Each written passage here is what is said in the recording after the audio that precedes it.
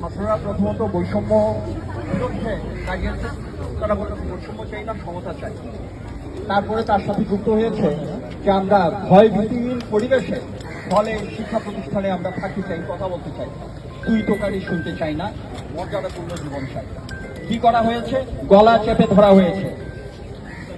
আজকে বিশ্ববিদ্যালয়ে, school, college, সকল শিক্ষা প্রতিষ্ঠান বন্ধ করে গলা চেপে ধরা হয়েছে।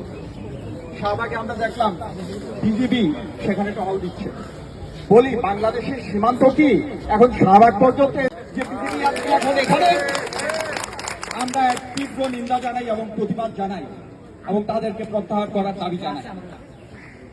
ছাত্ররা যে কাজটা করেছেন সেটা হয়েছে মুক্তিযুদ্ধের বয়ানটাকে তারা নিজেদের দখলে নিয়ে নিয়েছেন। মুক্তিযুদ্ধকে বেদখল হয়ে গিয়েছিল, তার বয়ানটা বেদখল হয়ে গিয়েছিল, তারা নিজেদের দখলে নিয়ে নিয়েছেন।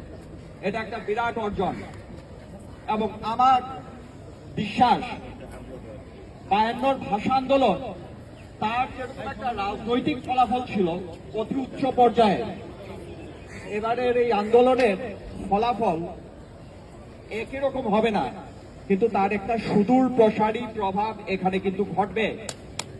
এটা কিন্তু ঘটতে বাধ্য।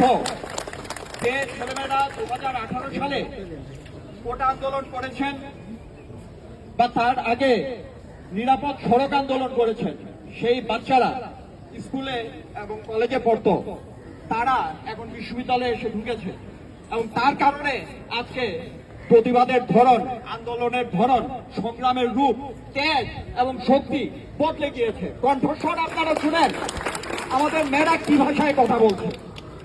সুতরাং এই আন্দোলনটা আমাদেরকে অনেক শক্তি দিয়েছে, মেরুদণ্ড জুগিয়েছে এবং আমি বিশ্বাস করি আমাদের শিক্ষকরা আরো শত শত সংখ্যায় উঠে দাঁড়াবেন। আমি আজ অনুরোধ করব আয়োজকদেরকে, আপনারা একটা কনভেনশনের আহ্বান করুন, সারা দেশ থেকে শিক্ষকরা আসবেন। আমরা এক কণ্ঠে এখানে উঠে কথা বলতে চাই।